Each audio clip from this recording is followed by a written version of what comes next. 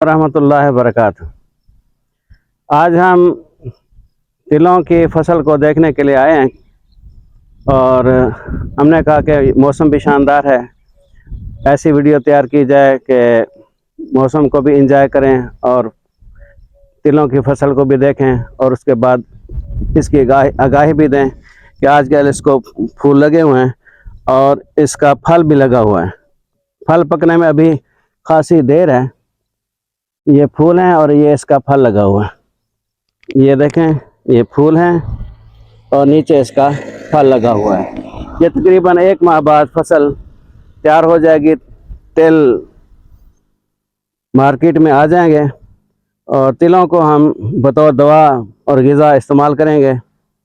इंशाअल्लाह आपको तिलों के बारे में वीडियो में बताया जाएगा कि इसको हम बतौर ग़िज़ा किस तरह इस्तेमाल करते हैं और बतौर दवा किस तरह इस्तेमाल करते हैं। कल मैंने एक वीडियो में बताया था कि हमने इनके पत्तों को और इसकी कॉम्पलों को बतौर दवा किस तरह इस्तेमाल करना है। अगर इसकी कॉम्पलें थोड़ी थोड़ी कूट के पानी के अंदर भिगोई जाएं तो पानी इंतहाई लेसदार हो जाता है और उसके पीने से पेचस ख़त्म हो जाती है। अगर पेट में गर्मी की वजह से मरोड़ और दर्द उठता हो वो भी ठीक हो जाता है। गर्मी की वजह से पेशाब के अंदर कोई जलन हो वो ठीक हो जाती है। वैसे इसका पानी अगर नौजवान पीते रहें तो उनको जरियान और एहतलाम का फ़ायदा हो जाता है, यानी कि जरियान और एहतलाम रुक जाता है।